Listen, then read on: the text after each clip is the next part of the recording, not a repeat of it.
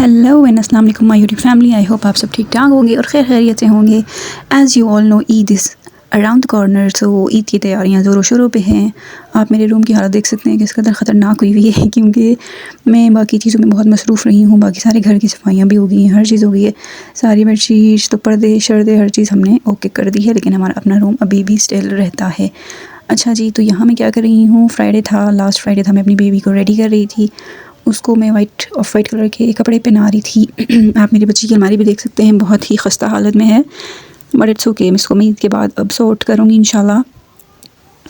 तो यहाँ पे मैंने अपनी बच्ची के कपड़े शपड़े और सारी एसेसरीज़ निकाल ली हैं। उसको खुद भी देखना होता है कि मैं क्या पहनूँ क्या ना पहनूँ, तो वो साथ साथ मेरे देख रही होती है। अच्छा जी, ये देखें, उसके बाद मैंने अपने रूम की कुछ हालत इस तरह से कर ली थी, क्योंकि मुझे उसकी बेडशीट चेंज करनी थी और बाकी जो सारी सफाइयाँ थी वो मेरी मेड है, आएगी कल इंशाल्लाह। वो आएगी तो फिर हम उससे अपना रूम क्लीन करवा लेंगे। बाकी सारा काम हमने करवा लिया था।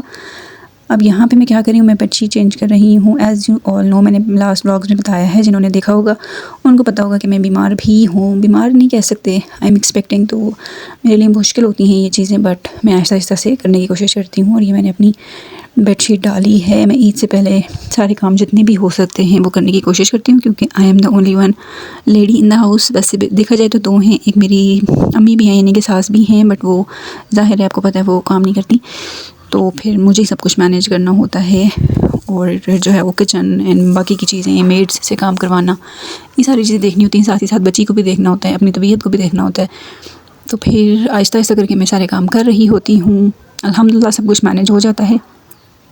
यहाँ पे मैं अपनी बेडशीट जो है वो सेट कर रही थी, और ये बेडशीट मेरी हो गई है ऑलमोस्ट। अब मैंने कवर लगाने हैं अपने पिलोज़ के, तो ये भी मैं यहाँ लगा रही हूँ। एक पिलो मेरा जो था वो मैं थोड़ा सा नीचे वाला लेती हूँ ना, बहुत ही फ्लैट सा जो होता है, मगर वो कुछ ज़्यादा ही फ्लैट हो गया है, तो मैं उसको भी सेट कर रही हूँ। मैं उसके ऊपर एक और फ्लैट पिलो रख के तो ये पिलो केस लगा रही हूँ, ताकि ये थोड़ा सा अब जो है वो उसमें आ जाएगा, शेप में आ जाएगा। फिर यूज़ होते होते ये और ज़्यादा फ्लैट हो जाएगा, जितना मुझे चाहिए उतना हो जाएगा। अभी मुझे शुरू पे ये तंग करेगा, बट इट्स ओके। तो यहाँ पे मैंने ये कवर लगा दिया है। नीचे मेरे हस्बैंड का काउंटर पिलो रखा हुआ है, वो काउंटर पिलो लेते हैं, तो उस पर मैं अब फ़िलहाल सोच रही हूँ कवर ना लगाऊँ, क्योंकि इसका मैं कवर वॉश करवा लूँगी ऊपर वाला, और फिर उसको इसके साइज़ का मैं कवर बनवाऊँगी, क्योंकि इसके ऊपर कोई कवर लगता नहीं है। और जो बाकी के नॉर्मल कवर्स होते हैं वो बड़े होते हैं, तो फिर मैं इसके साइज़ का बनवाऊँगी और फिर इसके ऊपर लगाऊँगी। अभी फ़िलहाल मैंने ये दो जो बेड के पिलो केसेस थे वो मैंने लगा दिए हैं। एक्स्ट्रा जो मेरे हस्बैंड का काउंटर पिलो है वो रह गया है, इसको मैं वॉश करवा के फिर इसका आफ्टर ईद इंशाल्लाह इसका मैं बनाऊँगी या फिर बनवाऊँगी, तो फिर इसके ऊपर हम लगा देंगे। अभी फ़िलहाल हम इसको ऐसे ही जो थोड़ा सा फ्लैट पिलो है उसके नीचे रख देंगे, ताकि ये छुप जाए और गंदा ना लगे।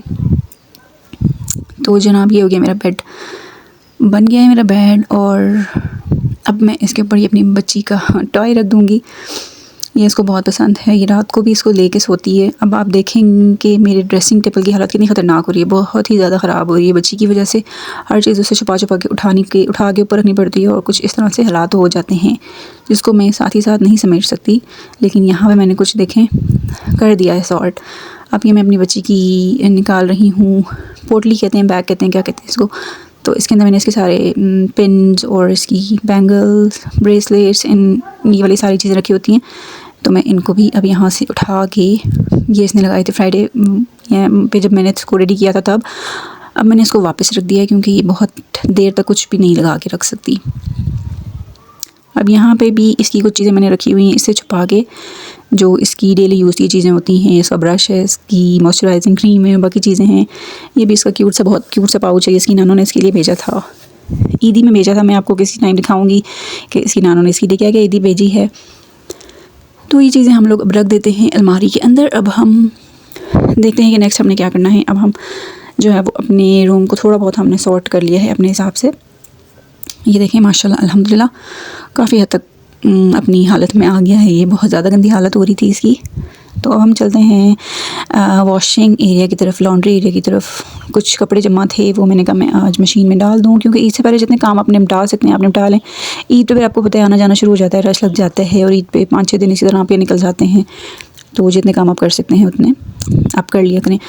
तो यहाँ पे जी मैंने मशीन ऑन कर दी है। अब ये पानी लेना इसने शुरू कर दिया है, और यहाँ मैंने कपड़े डाल दिए हैं। थोड़े से कुछ मेरी बच्ची के कपड़े थे, एक मेरी बेडशीट थी जो मैंने भी उतारी थी, एंड दैट्स इट। यही कपड़े थे फ़िलहाल जो मैंने धोने थे। कपड़े तो खैर और भी थे, लेकिन मुझे लगा मैंने ये पहले धो लूँ, फिर बाद में जो थोड़े बहुत बचे हैं वो मैं इसके बाद लगा दूँगी मशीन।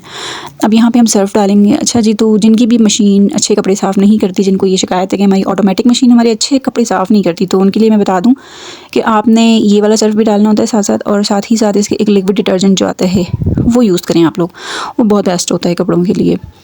तो साथ ही साथ आप ये डालें और साथ ही साथ वो डालें, तो आप देखेंगे कि आपके कपड़े बहुत बहुत अच्छे तरीके से साफ़ होते हैं। और एक और टिप मैं आपको दूं कि मशीन के अंदर लोड बहुत ज़्यादा ना डालें, जितना उसकी कैपेसिटी है आप उतना ही लोड डालेंगे तो इंशाल्लाह आपकी मशीन बहुत अच्छे कपड़े साफ़ करेगी।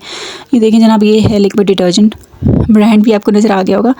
तो ये मेरा ऑलमोस्ट ख़त्म हो गया है। एक बॉटल न्यू पड़ी हुई है, वो मैंने अभी नहीं यूज़ की, अब इसके बाद में वो लगाऊंगी, निकालूंगी। तो यहाँ मैंने थोड़ा सा ही डाला है, बट ये पूरा हो जाएगा क्योंकि कपड़े बहुत कम है।